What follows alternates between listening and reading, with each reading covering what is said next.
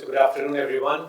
Very warm welcome to this extremely timely and most important consultation, particularly when the whole world is engaged in the exercise of understanding the implications.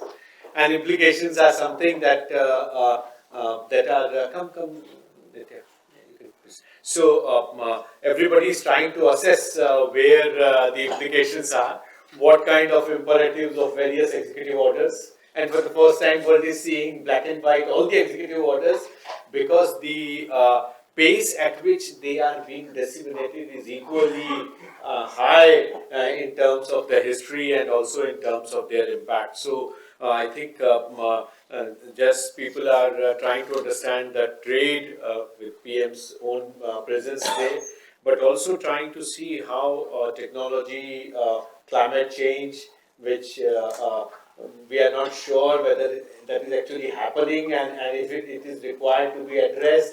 So all issues are up for discussion, and blue economy is something which is an extremely important component for several of us in terms of identity and also in terms of identifying the priority areas which are there. So from that perspective, we are trying to work out the details, and I'm extremely delighted that we are joined in by Secretary. So very warm welcome, sir, for this consultation. And Earth Sciences has been playing an extremely important role in terms of capturing the imagination, national imagination on blue economy.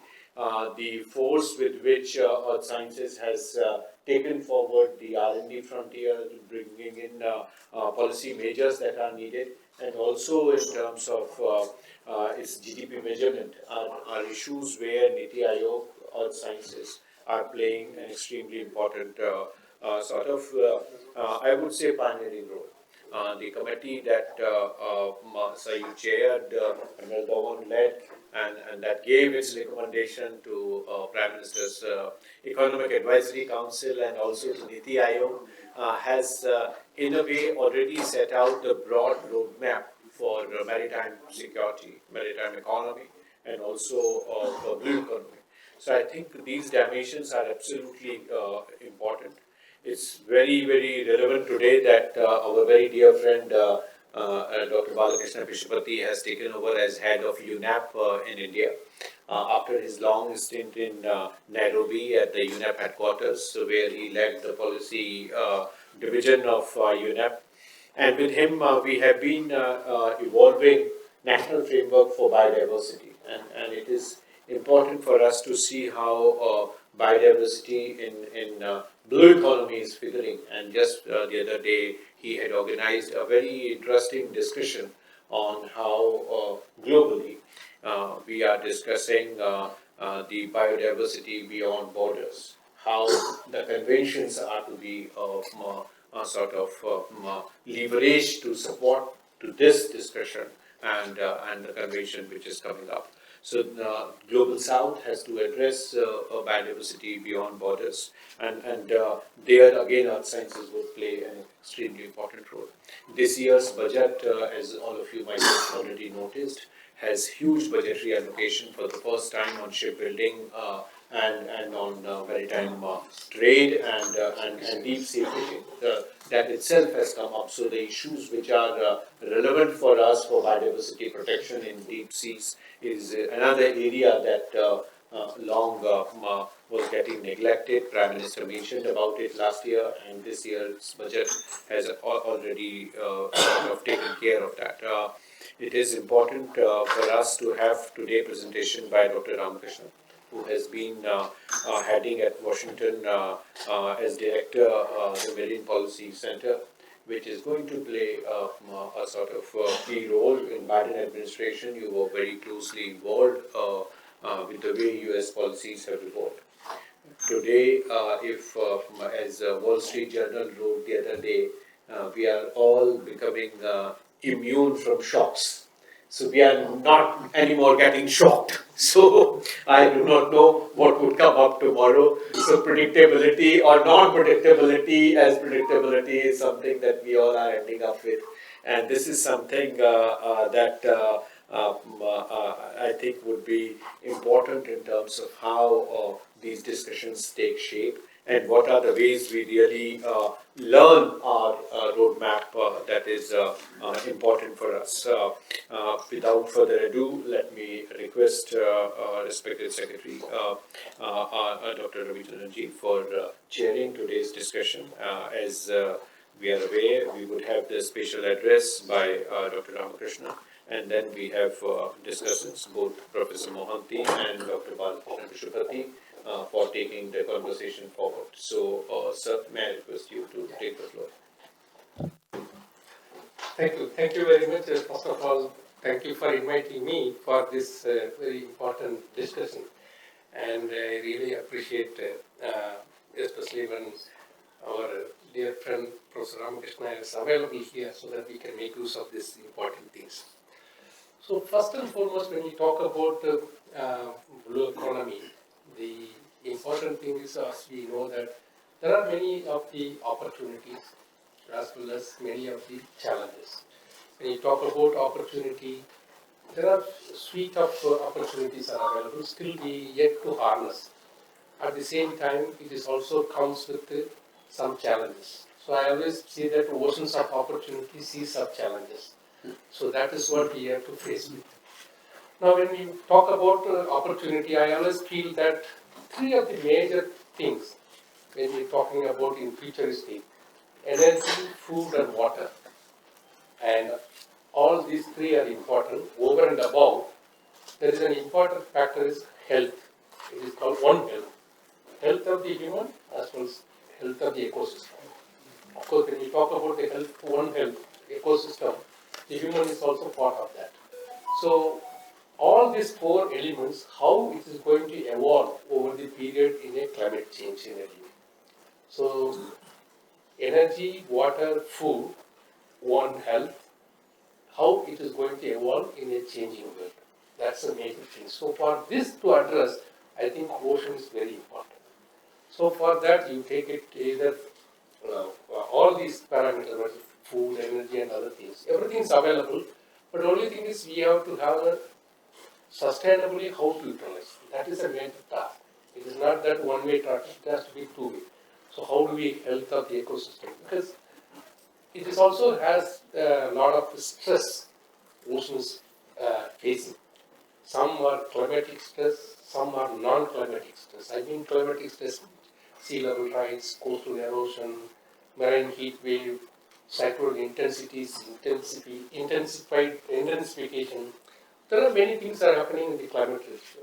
Non-climatic is like a pollution, maybe oil sea, maybe many other man-made things happening. That is also is compounded. So it is a question of we have to have how do we strike a balance between the opportunities as well as the challenges. That is the main question. For that we need to observe well the ocean. We need to understand better the ocean, and then we need to predict and model it how it will behave. And finally, we need to provide the services to the various stakeholders, from the common public to the policymakers. What is the need to do and how to face the ocean? That's the main objective. Under this umbrella, of course, the Ministry of Earth Sciences is started now in a, of course, the blue, as you all know that blue economy policy, though we have submitted, and there are a lot of things was going on. Of course, Modi sir has helped all of you, helped in big way. But there are some issues further which we need to tackle, because it is a question of 8 ministries are together, they are working. So mainly to take care of mapping by the Ministry of Earth Sciences and marine spatial planning. That means how the coastal space has to be planned well. That is Ministry of Environment and Forest spearheading. Then third one is economic resources with many ministries, like you take it Ministry of Environment, Forest, or shipping, all these things. And also how do we account it, Ministry of Statistics and Planning. So various ministries are looking at it. So the highest direction from the Prime Minister level is the let everybody start initiatives, even fisheries also. So that's the direction has been given. So each ministry has given a pilot project. Under that pilot project, you demonstrate and bring up. That's the task has been given. For example, Ministry of Earth Science has given the Deep Ocean Mission. From that, what is the science and technology innovative you bring in? What are the technology required to build for harnessing ocean as well as to protect the ocean as well as to sustainability keep in place? What are the technology required? All these things put together, there are many pilot projects. So now the pilot project is going on well. But of course, after all, the ocean is one ocean. It is not that, even though we are calling this Indian Ocean, Pacific Ocean, Southern Ocean, all these things, but one ocean. So we need to work with various countries and globally, and especially from US. I think we need to have some best sharing examples, suppose, where is the pollutant available, and some of the best practices we need to share, and maybe the technology and other things for various ocean research we need to share it.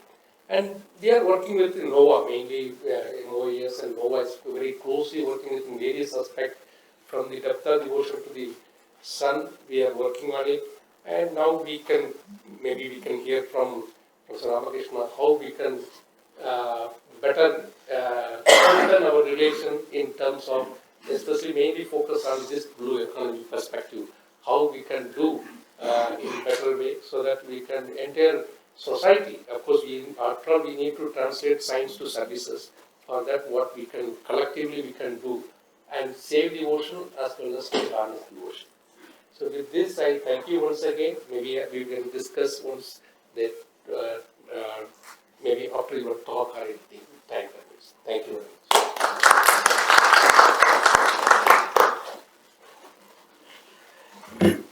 Thank you very much for the opportunity to be here, and thank you for hosting this very timely discussion. I would like to begin by expressing my deep gratitude to Dr. Ravichandran, the Minister of Earth Sciences, and the Government of India for their leadership during the presidency of the G20. On lots of matters, but the matter that is really quite crucial here, which is adopting a negotiated statement of principles on blue economy. Now, there are lots of G20 meetings prior to this, but ocean has not gotten the kind of prominence that India was able to give to it and get the G20 countries to agree to that, and the leadership played by the Minister of Earth Sciences is really quite crucial in that realm. We at the Woodside Oceanographic have been concerned that the ocean, occupying 71% of the planet, has not gotten the kind of prominence that it deserves, and particularly the climate negotiations and where the solutions to meet the challenges posed by the member countries and the scientific community cannot be met without really capitalizing on the potential that ocean has. So we have been working with a number of other leading scientific institutions, including, I'm pleased to say, INCOIS under Dr. Ravichandran's leadership, as partners in coming together and saying what it is that the ocean can contribute to both meeting national economic development priorities as well as meeting the challenges of stabilizing the global climate system. Following India's leadership of G20, Brazil had taken that up immediately and recognized Oceans 20 as a social track. Again, that is for the first time it happened. And when that happened, they've asked us to join them in helping with it, and they've asked us for one simple reason. After the Glasgow Climate Summit in 2021, a formal decision was adopted to have a dialogue within the UNFCCC on ocean and climate change. And the very first dialogue took place in Bonn in 2022 in June, and I'm very gratified that the UNFCCC asked me to facilitate discussion amongst the member countries. And at the end of it, the then head of the Indian delegation, an additional secretary from the Ministry of Environment and Forests, came to me and said, look, we are hosting the G20 very soon, and we would like to highlight ocean role in that. Can you help us, talk with us, and tell us what more needs to be done. So, because of the engagement, Brazil had asked us, and so we joined as a formal partner with the World Economic Forum and the UN Global Compact. We developed a communique, and that communique distilled the results of close to 40 dialogues all around the world, bringing together not only the views of the scientific community, but also the private sector, civil society groups, and governments on how to connect these two bits. And so it is really quite remarkable that the G20 summit declaration, as well as other streams, formal streams that are there, have acknowledged the role of the ocean in that. So clearly, whether it is a developing country or a developed country, there is a lot to be gained by first understanding. One of the things that is oftentimes said, more as a joke than anything else, is that we know more about the dark side of the moon than about our own oceans. And India, having sent its mission to the dark side of the moon, I think is really well placed to also tell us what's in the ocean.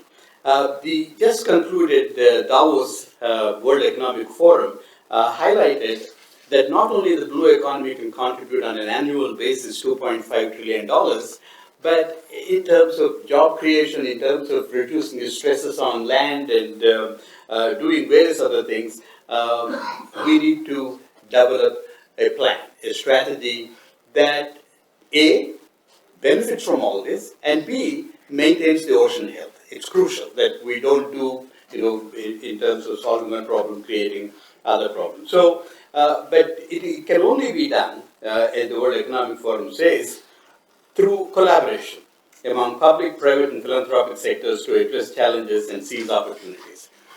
When we began bringing all these actors to climate negotiations and hosted the Ocean Pavilion, Matt Bloomberg decided that he would come to our pavilion, not to other governmental fora or the UN, to announce that he and other philanthropic communities have come together to put $350 million to support these activities. And it has, I believe, since then gone a little bit higher. So I'm not going to talk about what the blue economy is and what the developed countries at large, can benefit from it. When I was talking with my good friend Balakrishna, he said, let's focus on developing countries and particularly India. And of course, we are in regular contact with Dr. Ravichandran's ministry and the various institutes under his charge and working on various things. So I thought, I would spend a little bit of time talking about a blue economy strategy for India, and of course, how, coming from the United States and from an institution that is the largest independent oceanographic institution in the world, we can collaborate and find solutions, find answers, things that we don't know of. Our scientists are very fond of saying that not only are they interested in trying to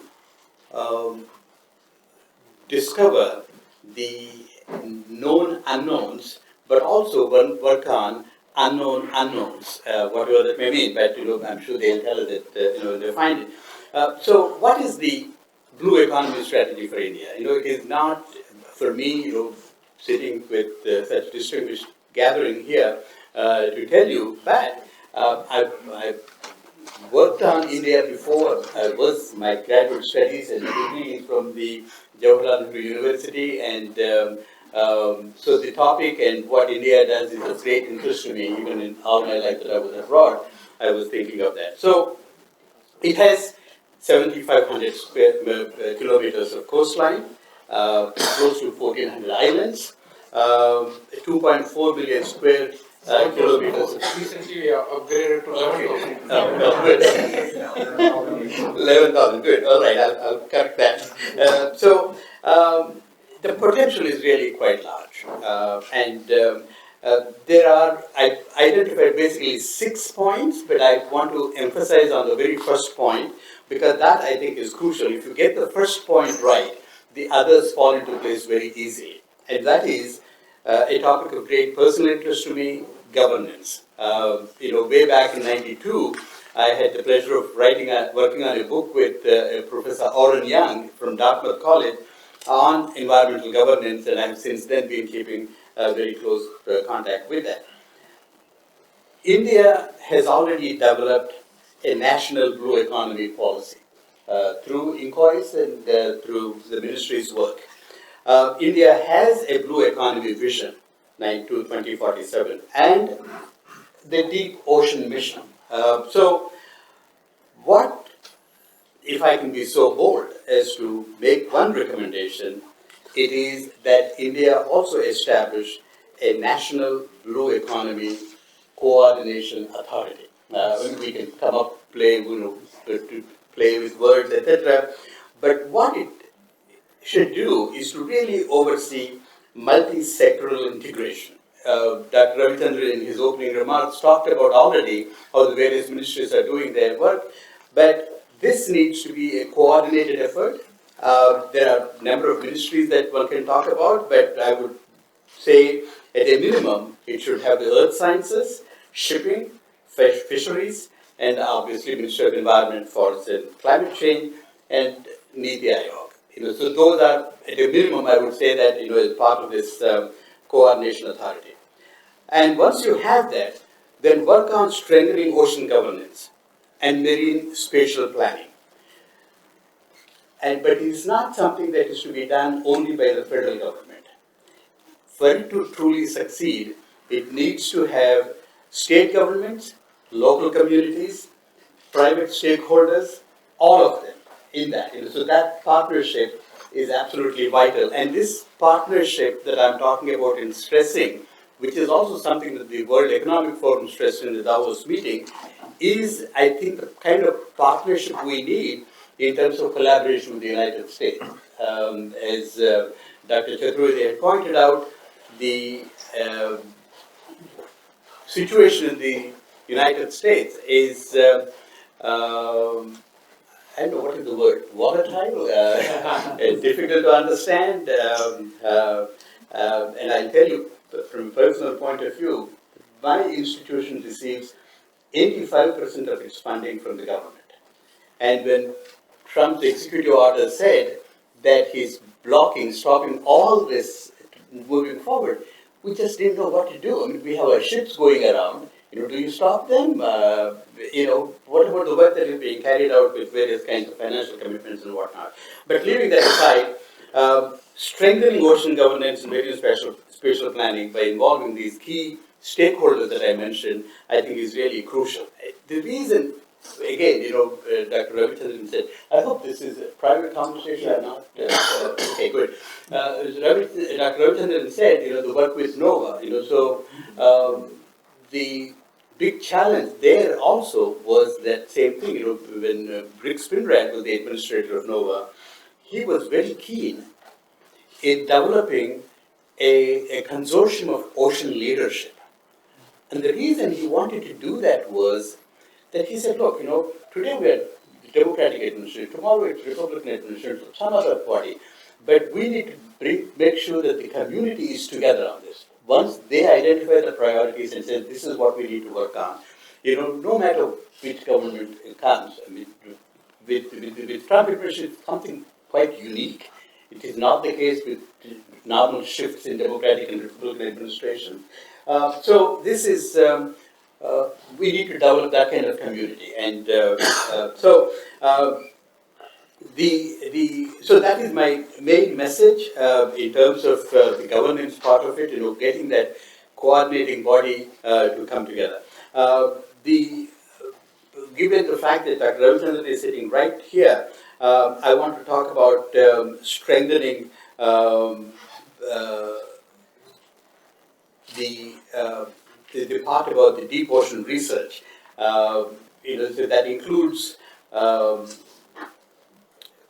the Identified Deep Ocean Mission, focusing on,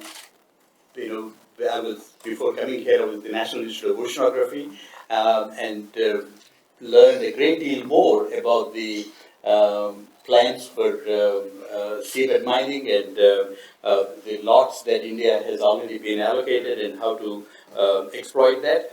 And then, of course, the biodiversity beyond national jurisdictions, an area I'm sure Paula is going to talk about, has biotechnology research aspect of it, the marine part of it, um, and um, and then finally the kind of partnership that the ministry already developed from Japan, JAMSTEC, in United States with Hui,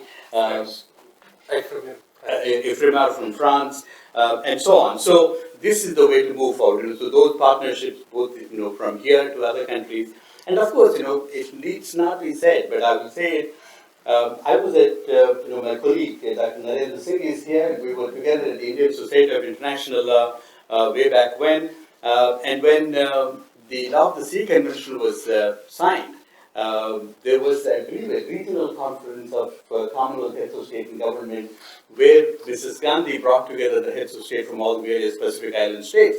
And the charge for us at the society at the time was to identify what does the 200-mile exclusive economic zone mean for these countries and how do they go about protecting it and do that. So, given the fact that I'm here at the RIS, I think your focus on South-South cooperation, again, the kinds of things that Dr. Ravichandran and others are trying to do. For example, wave and tidal energy. I had an opportunity to sit with him and talk about what is happening in Lakshadweep and Andaman and Nicobar Islands. That is a phenomenal advancement. So taking that to the other island states, would be, I think, a great, part of it.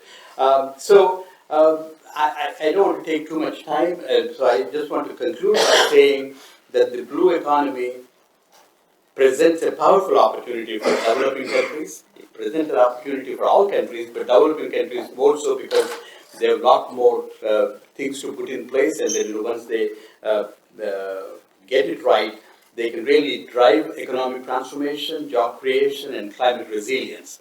And climate resilience is a big part of it, and we need to really prepare well for it. Realizing this potential requires, naturally, strong policies, investments, regional collaboration, and capacity building.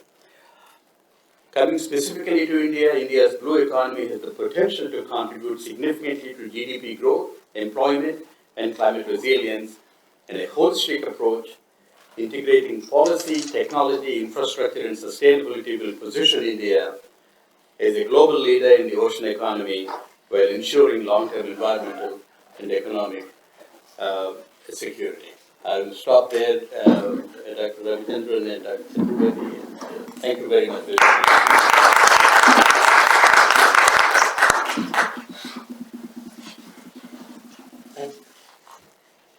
Thank you very much. I think you have touched on many of the important points relevant to blue economy, which area we need to work on, including capacity building and other aspects.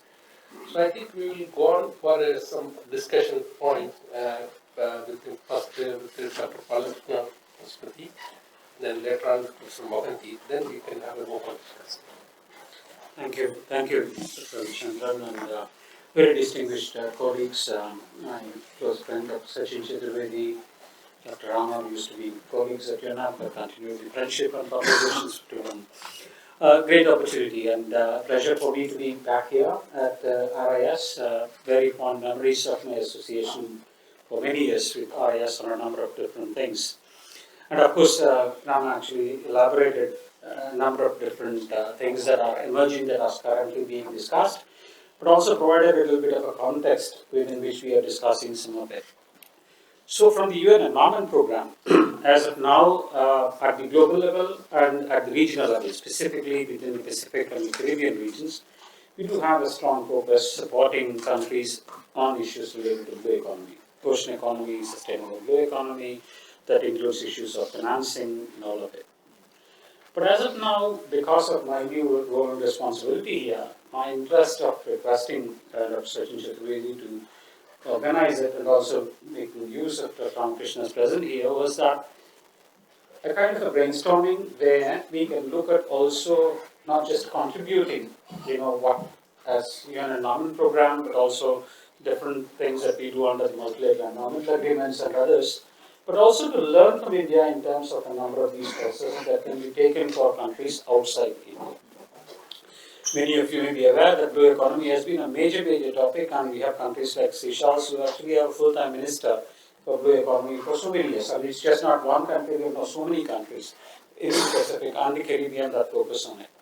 But this year specifically is critical for ocean governance, ocean economy, blue economy for 5 different things. First one is now mentioned about this legally binding agreement and that clause that was agreed to, adopted, but yet to come into force because still we are looking at a minimum number of countries to ratify the convention, the biodiversity beyond national jurisdictions, the BBNJ as it is called.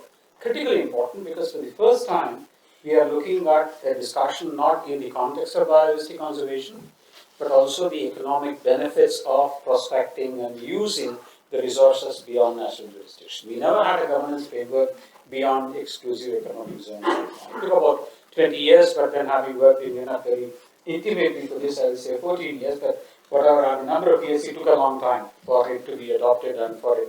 We are expecting that hopefully by the Oceans Conference, UN Oceans Conference in June, hopefully we will get the entry into force of this particular agreement. Critically important in the context of ocean economy, but certainly not many countries are still looking at that as an important or a potential opportunity to look at the economic component of it, including the developmental aspects of it. The second one is major successes, if I may say so, but again, waiting for it to come into force is all the discussions on the World Trade Organization. We've discussed Fish 1, the discussions on Fish 2 are ongoing. We have a whole tracking that happens on harmful subsidies, both in the context of fisheries but also beyond fisheries.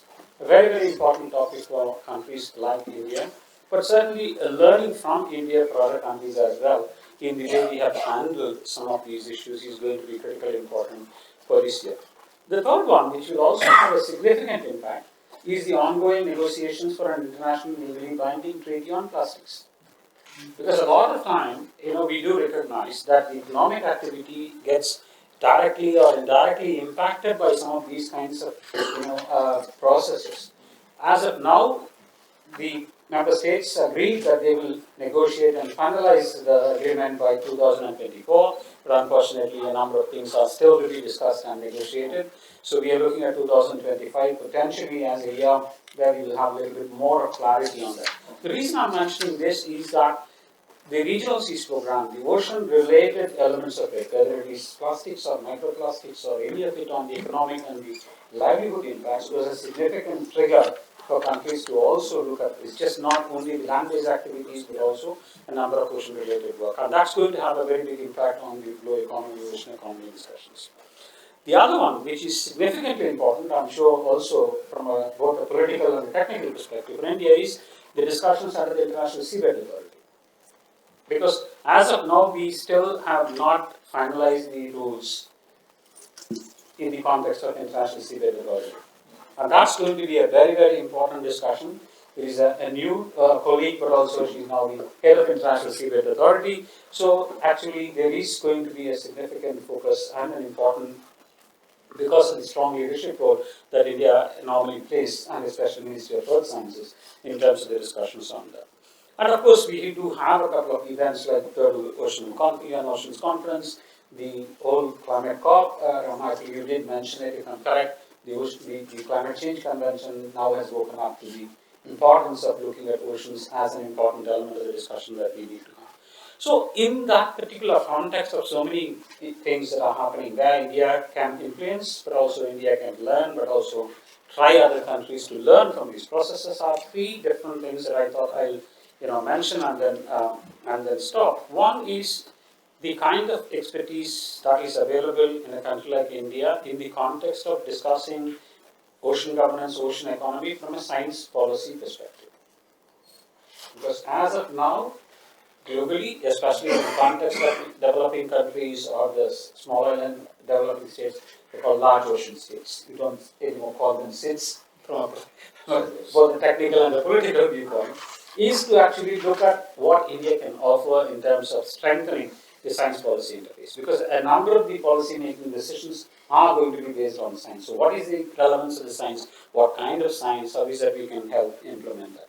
The second important part of it is policy coherence. A number of ministries that we mentioned that need to come together, a number of different policies and sectors that will influence our work on ocean governance and economy. Coherence is something which is extremely important, and many of you or some of you may be aware that the whole financial mechanisms related to environmental agreements have now taken a decision that policy coherence will be the important underpinning for any investments that will go into the future related to environmental governance and environmental management. And lastly and importantly is to look at setting targets for blue economy. Countries are still struggling to deal with it, and experiences from countries like India is going to be extremely important and significant. So the interest on the UN Environment Programme in this context is to actually closely work, also with Ministry of Earth Sciences, Government of India, Ministry of Environment and Forests, think tanks like RIS, and of course, institutions like the USOL, Oceanographic Institution, and a number of experts like you, to actually see that a lot of work as UNEP or UNB do is policy based. What kind of policies, what kind of guidelines, what kind of pushing. But then how much we can ground it on national priorities and national realities is something which we look forward to in terms of this context. So thank you, Dr. Ravichandran, for the opportunity. I think you have touched many of the points. Maybe we'll take it up one by one during the discussion time. So now I request Professor Mohanty to share.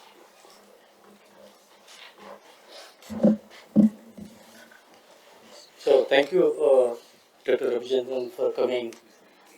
Thanks, Dr. Ramakrishnan, for very nice presentation, and there are so many issues related to blue economy and climate change. In the past, India prepared two major reports. One is on national blue economy policy, and another is national maritime policy. I think most of those authors are present here in this room, contributed to that. Basically, in the early 70s, the economic aspect of a blue economy really attracted US to a large extent, and Nathan Associate in 72 brought out a report for the first time. And silently US worked on it and developed its own classification system to understand what are those priority sectors. And that's how it developed NICS classification, especially for developing an accounting system to attract the specific sectors contributing to blue economy. Followed by US, you also did the same thing. OECD did with NSE classification, and they did the same way, and they're bringing reports and identified sectors for investment and technological developments. But what is led to other developing countries was just nothing. It was only the ICS industrial standard, industrial classification, which has led to other countries to estimate about their own blue economy. And I remember in the 1970s when there was a lot of discussion about ODA, then how to estimate the GDP. So SNA 93 came out to estimate GDP calculation for ODA transfer. Similar kind of exercise should have done at the international level. But recently, in I think November 2024, we got the latest classification, ISIC classification revision 5 came. But even in that, it is not really capable of attracting the blue economy sector. Therefore, the whole issue of a blue economy estimation is a major challenge because you do not know which are the sectors to be given priority. I just give one example. In US, we know that the shipping sector is quite substantial and large. But we do not know that eating and hotel sector is 5 times higher than the total shipping and repair sector in US. So, to understand about the blue economy and its sector, it is important that countries should estimate it and there is no stylish facts available in any way. Therefore, it is important. Only three countries, US, OECD, and China, could really estimate blue economy as a satellite account on a continuous basis. India is capable of doing that, but it is important that to understand a global consensus on that, there is a need for global classification on this. Now, important is about what the world economy has seen so far is about from sector classification to industry to activities. So the whole research only revolving around that. But it's important that you should move from activities to further to product. So that is very much missing. I think in RIS we did that kind of thing to get a transition from activities to product, where we try to experiment with the blue trade. So where we do a different concept of blue trade, which is different from that of the maritime trade. Any trade which is borne by sea is maritime trade, but blue trade is that where any product is embedded with the inputs coming from the ocean, or any output meant for the ocean is part of blue trade. So whatever may be the mode of transportation, the volume of blue trade will not change. We have estimated for nearly 169 countries from 2002 to 2022, and we try to see that the trade is growing in a very big way.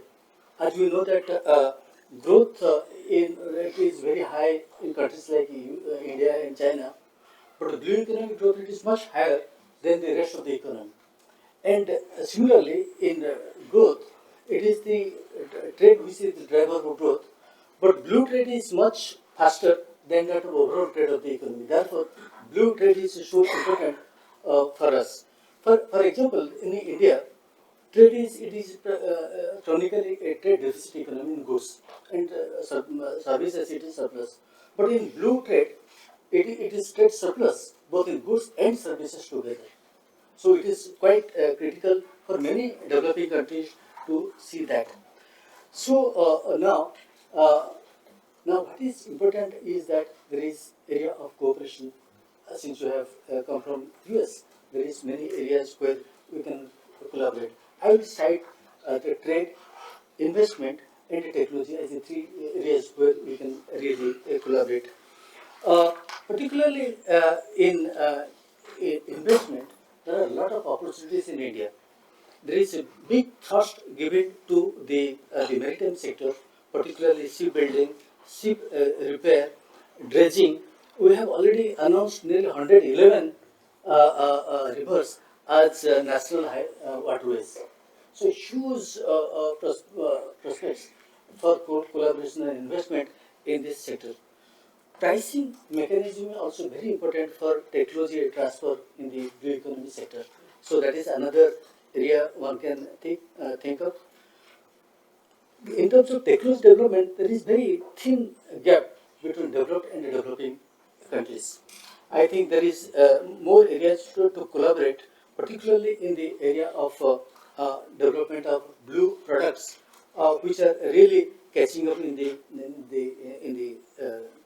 near future. So we can really collaborate bilaterally and regionally.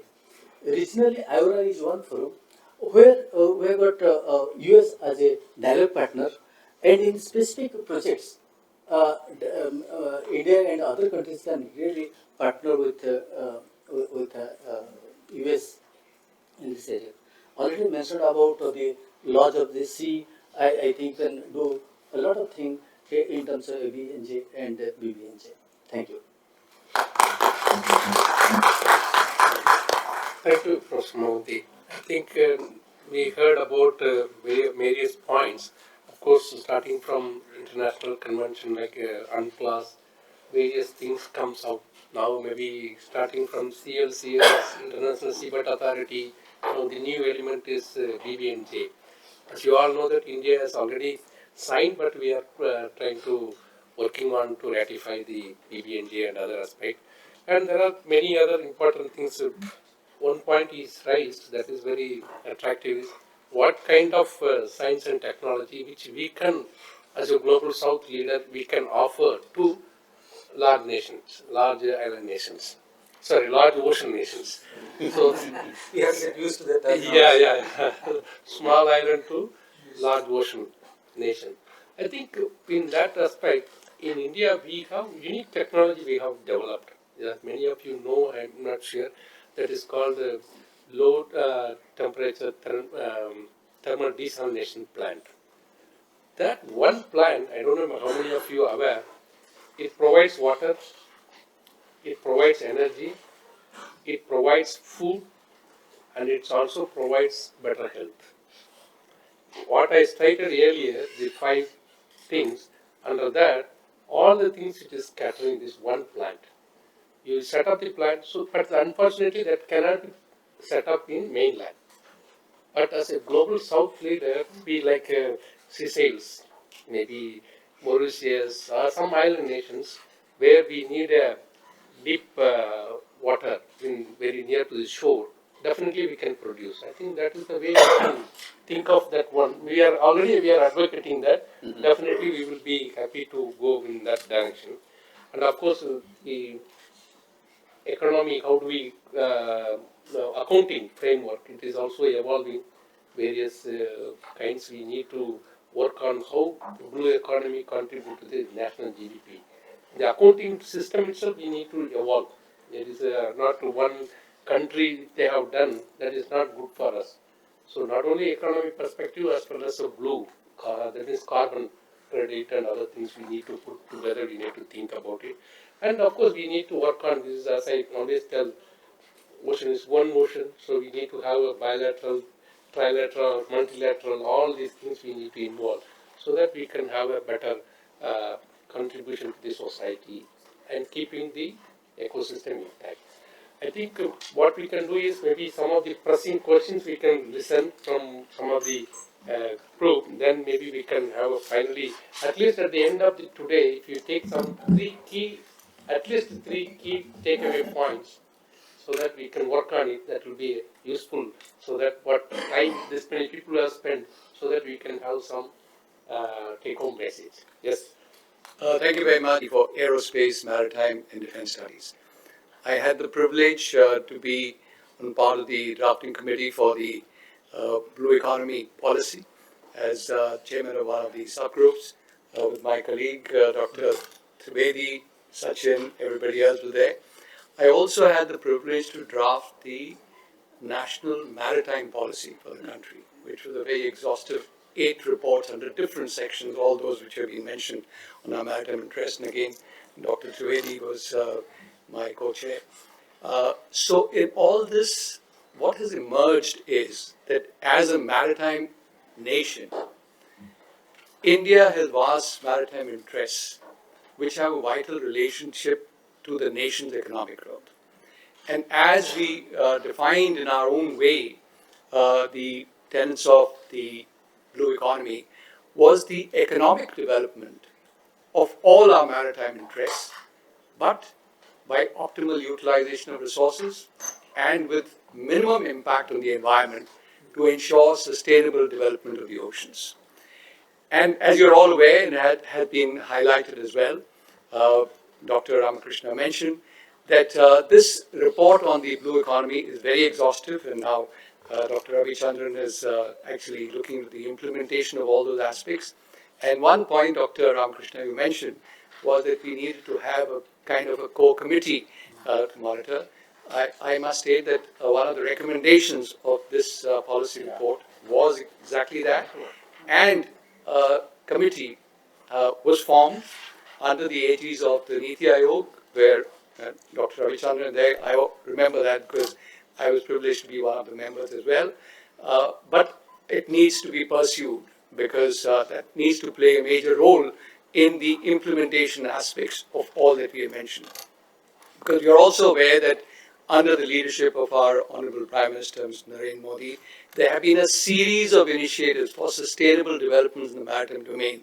And the list is absolutely endless, some of which have been touched by Dr. Mohanty and others, from the Sagarmala project, which is a flagship project for the port development on 4 pillars of development of ports, related to the infrastructure development, to the sustainable development of the coastal areas, and so on.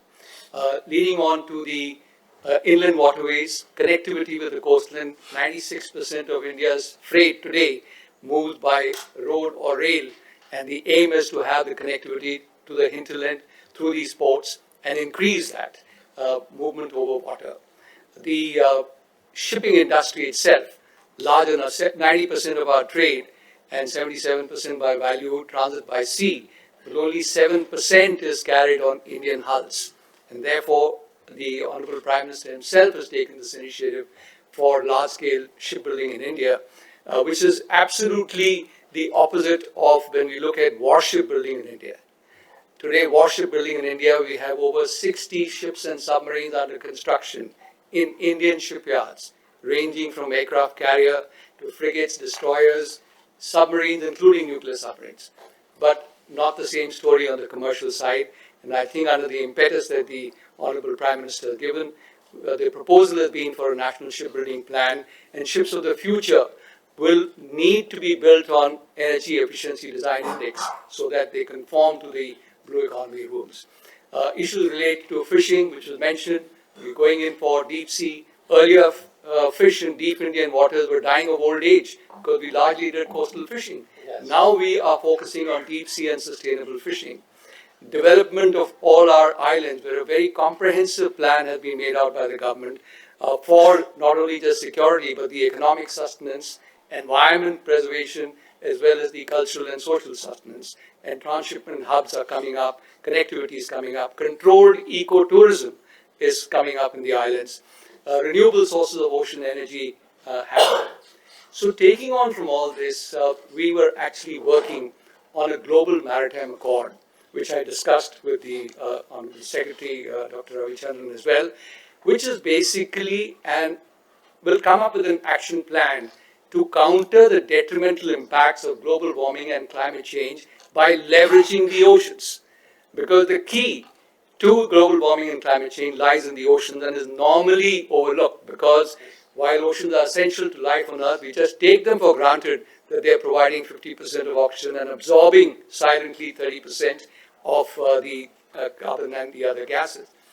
But this is not going to remain long situation for long, because humankind is polluting the oceans, and we all know that. So I would like to recommend 3 specific areas which we talked of collaboration in the area of blue economy with Dr. Ramakrishna, UNEP, and other organizations. The first is that humankind is dumping about 13 million tons of plastics into the oceans every day. And this has already formed into huge gyres in every ocean of the world. The North Pacific gyre, the size of that floating island of garbage is 1.6 million square kilometers. The size of the Indian Ocean gyre, which floats between Africa and Australia, is 5 million square kilometers. And so on. Every ocean has the gyre. So my recommendation is that we come up with an action plan, this is in collaboration, for cleanup of the oceans. Because if we are to harness the blue economy, if the medium, as you said, sir, is not healthy, if the oceans are not healthy, we can't monetize the oceans. And therefore, to clean up the ocean, the first thing we need to do collectively is to shut the tap. Shut the tap of this 13 million tons of plastic going into the oceans. So that has to be done, cleaning of the water bodies, what we are polluting the waste into the oceans, and actually plow all this that we collect back in as a resource into the circular economy. We then come to the difficult part as to how do we clean up these gyres, which are millions of tons of plastic which is floating around. And this is a difficult part, because technology is available today, but it's not going to be easy and it's not going to be cheap. So we need to come up with an action plan, and this is the first area of collaboration to clean up the oceans of the mess that humankind has created over the decades. The second area of collaboration is that, as you're all aware, that after decades of effort by people like Dr. Ramakrishna and others, the United Nations has now just come up and adopted the High Seas Treaty or the Treaty for Conservation and Protection of Biodiversity in areas beyond national jurisdiction. While this is in the process of being ratified, etc., it is actually short of an action plan. It's just a policy. Yeah. So what my second area of collaboration is that we carry out or plan to carry out the marine spatial planning in the areas beyond national jurisdiction. Because unless that happens, as you said yourself, sir, that the United Nations Convention on Law of the Seas, which came out in '82, had two basic rules: freedom of the seas and common heritage of mankind. And it was expected that humankind will be responsible, but we were most irresponsible when we plundered the oceans. So now, if we don't come up with something strict by at least carrying out marine spatial planning of these areas, we will have ocean slums in no time. So that is important, and linked with that is, after marine spatial planning is there, to come up with the areas, because we've all said 30 by 30, that means 30% will be protected areas, but where is it? Unless we even do the marine spatial planning, how can we demarcate the marine protected area? And linked with that will be what needs to be done and by whom. Who will carry out the surveillance of these areas and who will carry out the action? So are we to utilize space technology? That's all part of the blue economy. So this is the second area that I suggest for collaboration. And the third area is, again, Dr. Ravichandran mentioned, is in the area of renewable sources of ocean energy. And while wind and wave technology is talked about, the one technology I'd like to stress, and Dr. Ravichandran did mention, is ocean thermal energy conversion. And we are doing some part of it in the Lakshadweep, but that is the shallow water technology. I'm talking of the deep waters. And our island areas and the islands in the Pacific lend themselves beautifully to that. Because depth next to the islands drops to 2,000 meters. And the temperature, once the water is taken up, 24 degrees on the surface and down to 4 degrees there, provides us 20 degrees of thermal advantage to evaporate things like ammonia, run turbines, and generate power. And also, there is a subset that water taken out from those depths is so heavily oxygenated so that we can use it for the shrimp farming and mariculture and so on. And nutrient rich. that is rich. So this is the other area, the third area for collaboration. So this is all, as I said, part of our suggested or proposed Global Maritime Accord. And we already mentioned it to Dr. Ravichandran, even requested that we could have a conference on these lines. But specifically, these would be the three areas that I would propose and recommend for collaboration. Thank you. Thank you. Thank you. You nailed it actually. All 3 points are very, very important actually, what you have mentioned that. Of course, we will listen from others, then we can make it. Yes, please. Thank you. Dr. Chaturvedi, thank you so much for having us over, and Dr. Ravichandran for chairing, and Dr. Ramakrishnan, Balakrishnan ji. As Admiral Dhawan said, we did work very, very hard towards developing a national maritime policy, which did come up, and it's still there, and it's still so relevant that all parts of it, all the 8 volumes are still very relevant. However, I would repeat what has already been said. I'll just restrict myself to a couple of points. One is the most important of the 5 points you said, the governance, environmental governance. Now that's a very wide term, but yes, we broadly understand what that means. So we should probably think a bit hard on that, and marrying what you said with what Professor Mohanty says, unless something is measured, you cannot monitor it. So that's where the measurement starts. And we need to have, as a suggestion, I mean, I've said it earlier, the prime most accounting, which is on the trade side, is done by the International Monetary Fund.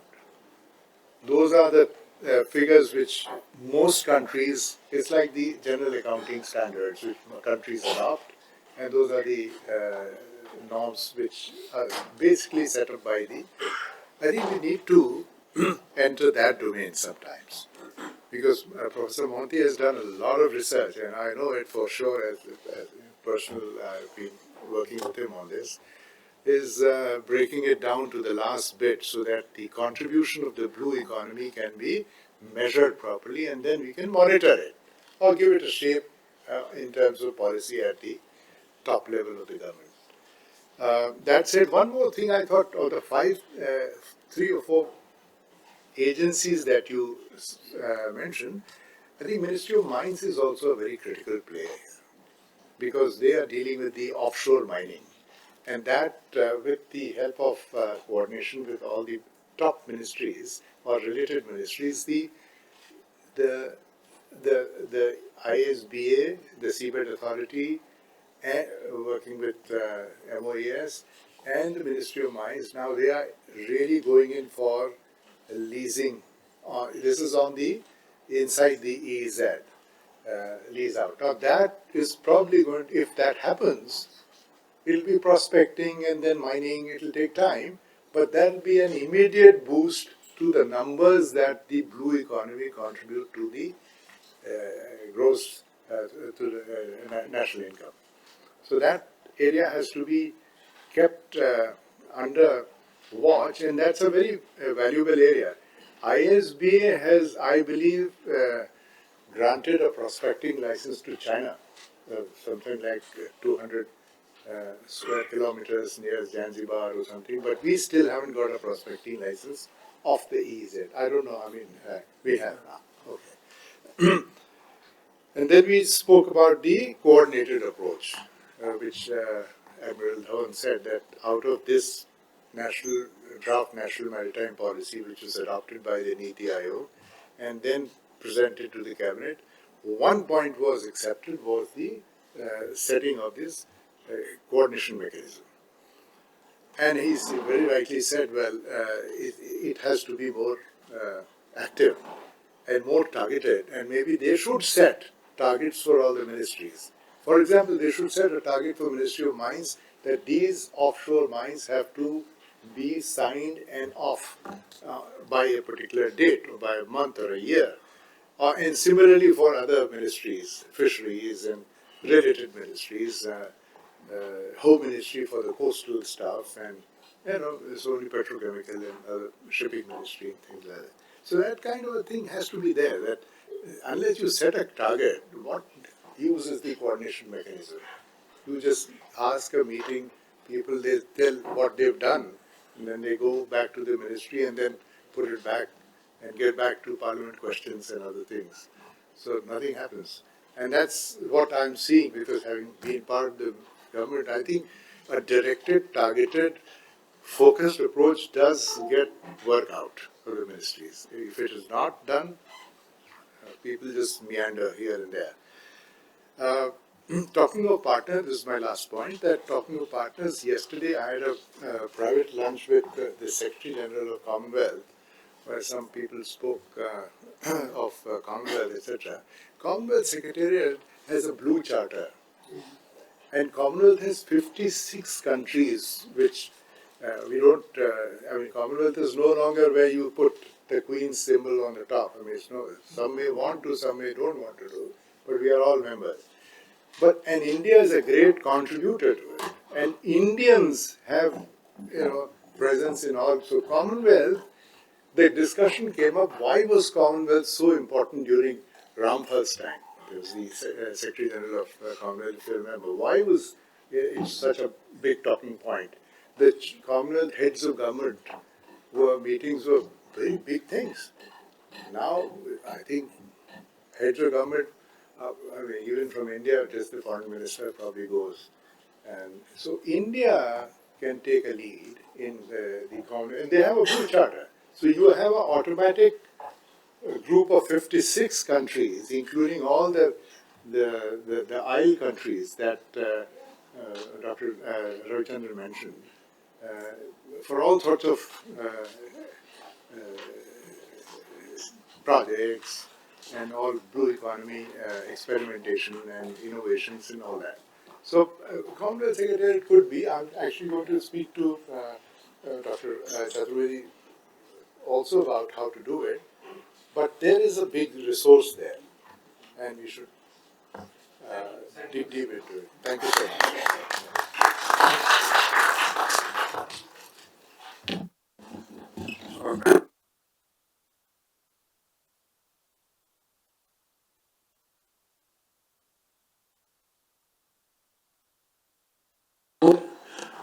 Presently the Director, International Center for Indo-Pacific Studies and former chair in Indo-Ocean Studies, IORA, from 2014 to 2020.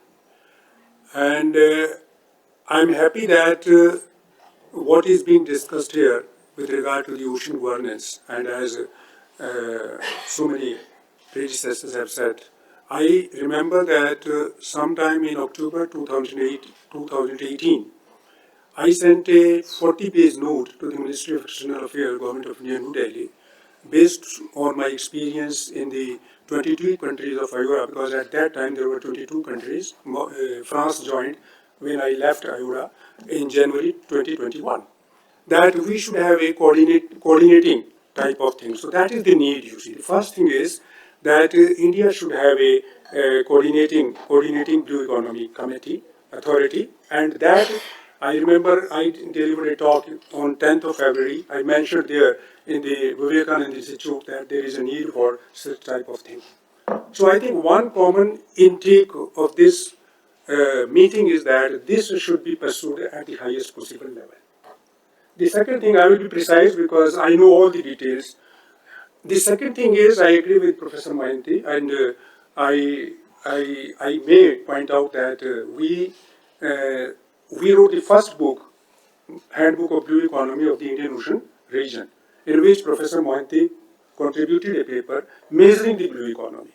Until you measure the blue economy, you cannot make evidence-based policy. So that is first thing, you see. And then in October 2019, in the COM meeting, CSO meeting, and then in the COM meeting of IORA in Dubai, I made a presentation and I submitted a plan that the time has come to measure the blue economy of IORA, like the European Union blue economy. So that is not being done. So, not going into the detail, I think this is the right time to point out, because I know the Ministry of Earth Sciences have been doing wonderful work and the partnerships are there. Marine spatial planning is the basic thing to implement blue economy, and we should focus on marine spatial planning. The concept should be very clear. The other thing which is coming to my mind, because I'm there in the blue economy since I think I can say 2014. So, blue economy must be understood as an alternative new paradigm for development. And for that, you see, you have to try in terms of a systematic approach, you see, a system. For example, if I talk about IORA, because I wrote a book on IORA that was published in 2021, September 2021, by University of Mauritius Press, Past, Present and Future of IORA. So one line I say that IORA needs a systematic approach, coordinated approach. And as rightly emphasized by all of you, India is taking the chair of IORA in November 2025. And with all which is being said and people will be saying about G20 and all that, so my intake is that what India can give to IORA and beyond. And we remember that the Prime Minister visited Mauritius in March 2015. I was there and heard the speech of the Prime Minister. So the blue economy is very close to his heart. But what we are lacking, the implementation part. It is the action plan which is required. Talking blue economy is very easy. Implementing it is very difficult. So what are the prospects of India's engagement in Indian Ocean region and moreover in Pacific also? So the first point is the technological advancement, you see. As you mentioned, sir, the deep sea mission and other technologies which are relevant being developed by the Ocean Institute. Because I'm writing a paper on the deep sea mining, China versus India, and China started somewhere in 1980, and we had the deep Goa Oceanography Institute January 1st, 1966. So what the institution is being doing So that needs to be highlighted and the experiences should be shared. Not only this, I practically try to measure the environmental sustainability in IORA as a whole. That was the book which I published under the ICWA in November 2024. So all the 23 IORA countries, what they have been doing. So the point is that I agree what have being said that once the comparative advantage of India is in terms of science, technology, innovation, we should take the lead. The second point is which emerges what we did in G20 that needs to be replicated. And I know that Brazil has been doing, and I also know that now this year South Africa is the president of the G20, and I expect what they will be doing. So they will be just linking this blue economy to civil society, NGOs, and all that. How and in what way the blue economy can lead to the socio-economic development of the masses in the Indian Ocean region and beyond. That is the real cause.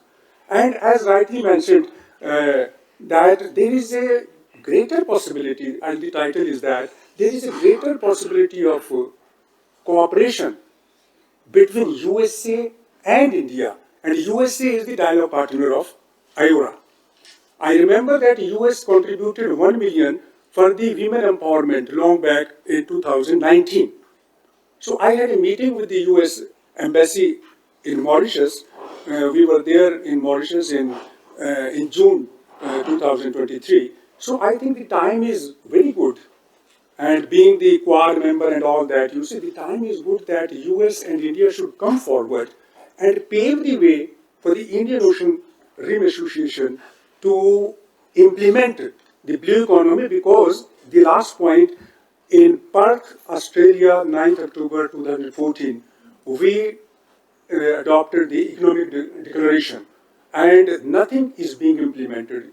In that economic declaration, it was accepted by all the member states of IORA that blue economy is a new economic paradigm. So I won't go into the detail of that, but that needs to be implemented during the chairship of India. Thank you very much.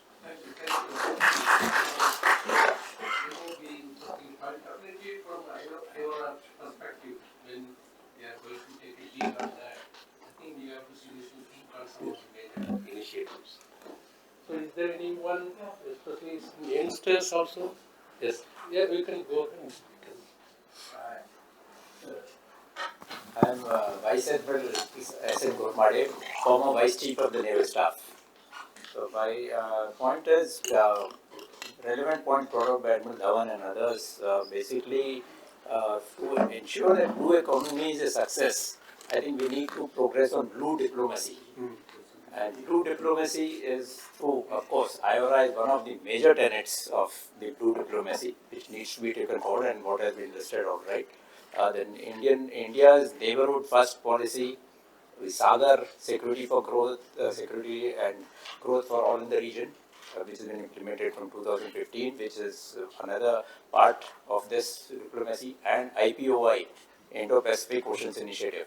These are factors which need to be taken forward, because lots of blue economy part come in the 7 tenets of even IPOI. In addition, IONS, the Indian Ocean Naval Symposium, which the Indian Navy had started in 2008, and we had 35 nations. A lot of cooperation can be seen in blue economy between the nations in this area. Internally, Sagarmala, inland waterways are important parts, and what is important is that we need to take action, like Admiral Dhawan brought the shut the tap. Actually, the pollution is too much, and the shutting the tap is said to be at the source, because unless we continue to pollute from the harbors, ports, it is only adding up. That we will be cleaning up the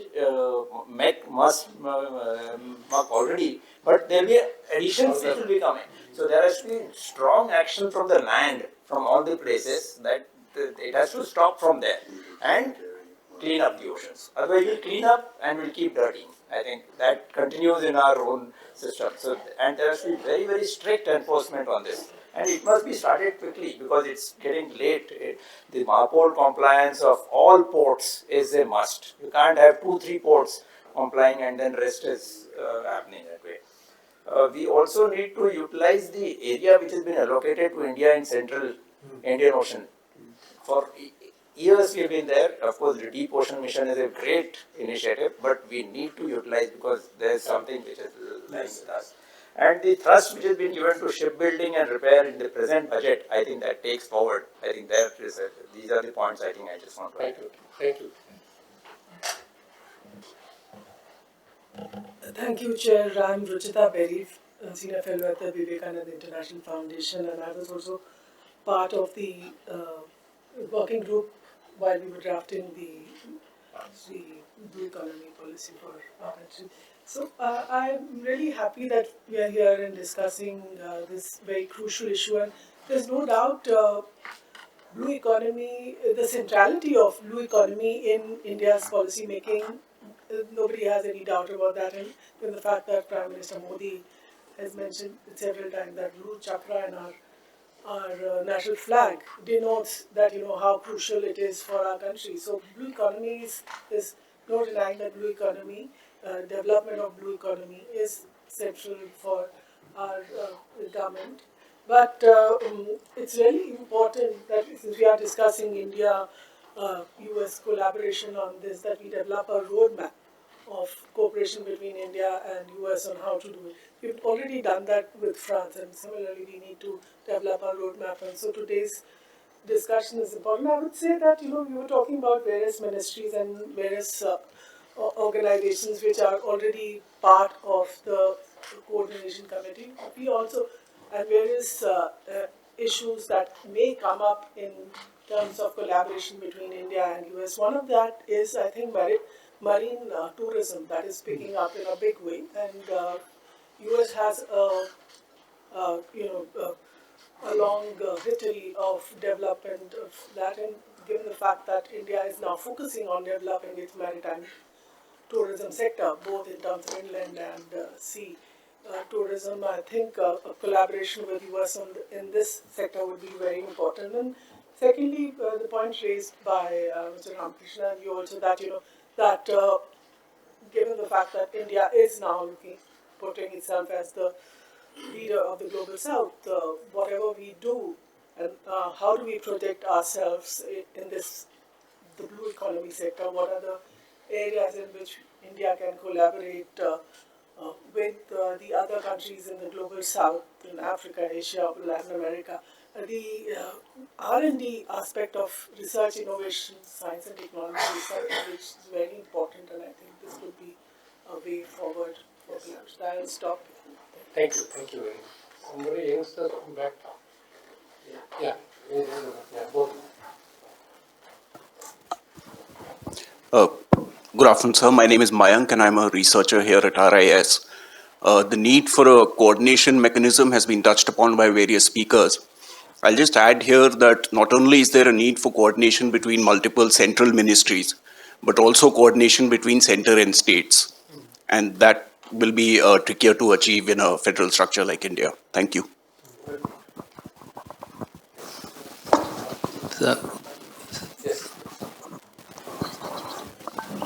Thank you, Chair. I think most of the issues have been covered, so very little I could add. Nevertheless, it's not that we are not having blue economy. We have, but at a lower scale. It's kind of upscaling, upgrading. But still, we are also talking about futuristic, scenario. Now, if you look at whatever we have done in the past, anything you try to do, you also end up getting some unintended consequences. So we have to be very mindful of that what could be the unintended consequences. But before I get into that, I'll just highlight a couple of sectors there where cooperation can be important. One of the emerging energy technologies is green hydrogen we're talking about. But if we do hydrogen from fresh water, the greenness itself gets reduced because we are a water scarce country. Now, if you want to utilize ocean water for green hydrogen, there are technological challenges because it's highly corrosive, and so how to get technology where this corrosiveness can be handled better. that could be one area of collaboration. Then we are also talking about, earlier it was fish dying out of old age, but now we are exhausting. One area is coming is that pisciculture within marine environment, so cage fishing, that kind of thing. But there also there are technical challenges and which is cost implications. Corrosive water, whatever cage you do, it gets quickly, there are two aspects. If it dissolves into water, it creates environmental problem. And it dissolves into water, it also creates cost problem for the fish farmers. So how to get better technology in doing that could be one important aspect. Third thing is that we think that we have a lot of land for solar and wind, but you don't know by when we will exhaust our land resources because we also have food security issues. So we have to go for solar and wind in the marine environment, but technology that is still evolving, there we can collaborate. Now, I was talking about unintended consequences. I see two aspects of it. One is that all this marine infrastructure or blue economy infrastructure would be highly prone to natural disaster because you are talking about marine environment where you have tsunami, you have storm surge, and which will destroy our investment that we create there. So we need further research, technological research, so that we ensure that those storm surge and those tsunamis would not damage the infrastructure because this will be huge cost. Second thing is about all that we're talking about have substantial environmental consequences. So we have to be mindful of that, whether you're talking about tidal wave, whether talking about, cage fishing or whatever, all of them would have environmental consequences. It's not always possible to have zero environmental consequences, but we have to be mindful and we have to ensure that those are minimum and acceptable. And of course, what we do inland is also getting, through our runoff of rivers, that environment is getting, that is one aspect that we have to really care for. Thank you. Both are very important. The last question from I'm K.K. Roy Chaudhary, an energy consultant. Really listening to the deliberations, I thought of making a mention of the Norway-funded project of this thing, ocean resources turned into an opportunity in circular economy. So that has been going on for 20 years, and there are lots of covering, in particular, the Asian region, and having collaboration with India, China, Thailand, and some more countries. And as Dr. Mohanty was mentioning, turning them into activities of utilization of all those ocean plastics, microplastics, and all in user industries. In particular, they took up cement sector in all these countries. So some lesson from those things should be relevant. Thank you.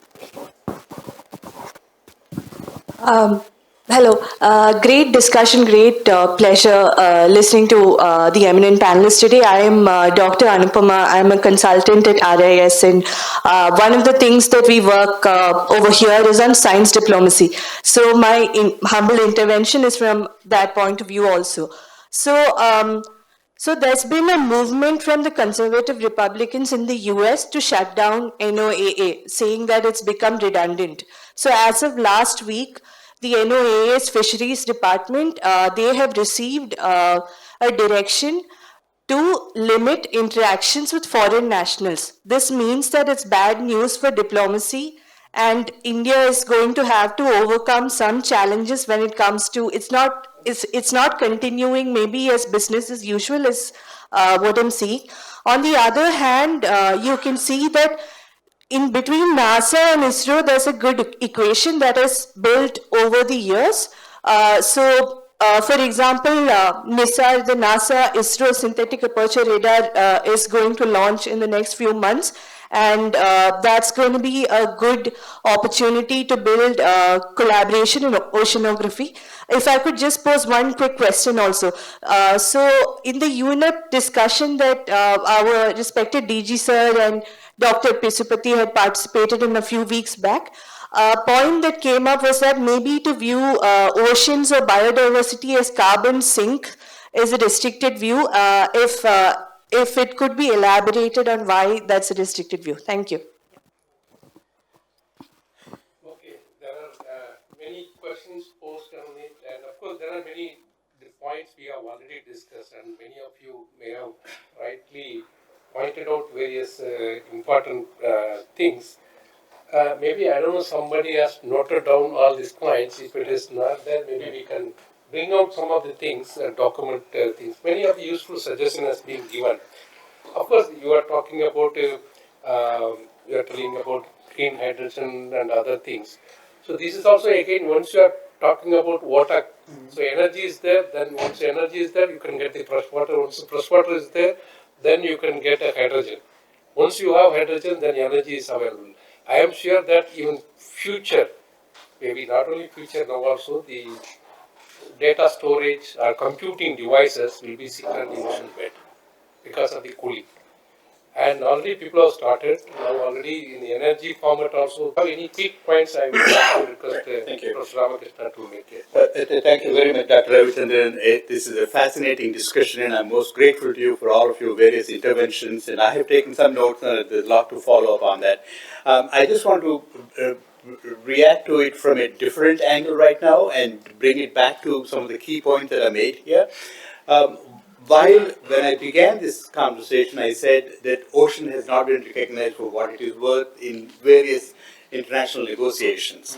But in the past 2-3 years, that has changed. We have lots of conferences taking place. Our ocean conference in Nice was Secretary Kerry, and then the Economist Global Ocean Summits, and then the UN Ocean Decade, and the UN Ocean Conference is the one that is going to take place this June in Nice. Lots of conferences. But the one thing that is missing in that is a follow-up from one to the other. It is like what Mr. Trivedi had said, constituting a meeting is easy, but taking what came out of that meeting and then implementing it and making sure that it goes somewhere is the difficult part. So what we need to really do is focus more on that, and from that point of view, I think what Government of India role, not only as a leader of the global south, but as a leader in the world, with all the things that it has done, is able to do that. And so, showing the world what a coordinating authority, I see lots of you, Professor Atri and others have talked about that. So I think that is the first part of it, establishing that, and then moving forward with developing baselines so that we know where we started and where we want to go with it. I want to conclude by saying what you have said in the G20, the negotiated statement. You identified 3 things: blue economy, marine carbon dioxide removal, and the marine plastics. And all of them are vitally important. And I just want to touch on marine carbon dioxide removal, not only as a solution to stabilizing the global climate, but also not doing harm while doing something good. So there is a lot of conversation about that going back and forth, and so we need to make sure that we have the science right. There are lots of the so-called tech bros, going out and saying we know what to do. Let's just leave it to us. We will take care of it. We cannot have that. We want to have truly transparent, open research that tells us what is to be done and how it is to be done, and then move forward with that is the thing. And I think the last point about the science diplomacy is absolutely vital. We need to engage the scientists in these processes throughout the process, so that it is not just scientists come and say that these are our findings, and then the policymakers take it and then leave them behind. Because when you adopt policies and implement policies, we want to make sure that they are in response to what the scientific community is saying. And so it's really vital, and we need to do that. It's really fantastic discussion, and I want to thank again both RIS and UNEP, and of course Dr. Ravichandran for the opportunity for me to be here and to take part in this. Thank you. Thank you. Thank you. Thank you. Thanks, Dr. Ravichandran, for leading us through this very interesting, very insightful and thought-provoking discussion. It was a great pleasure for all of us to have this partnership with UNEP. So Bala, thanks once again, and of course Montiji has been leading our discussions, and it was a great honor for us to have Ramakrishna you with us. Your presentation was extremely insightful, full with geopolitics and scientific contours that we need to address. But you were also so precise. You did not get into very flashy slides or half an hour lecture. It was very precise, focused, and each word you uttered was something that was. Provoke more questions. Yeah, exactly. So it could provoke room discussion. So it was extremely interesting. And then of course our luminaries in this field, all of them. So it was a great discussion. All of you, please join us for high tea, and we can continue our discussion there. Thank you. Thank you. Thank you.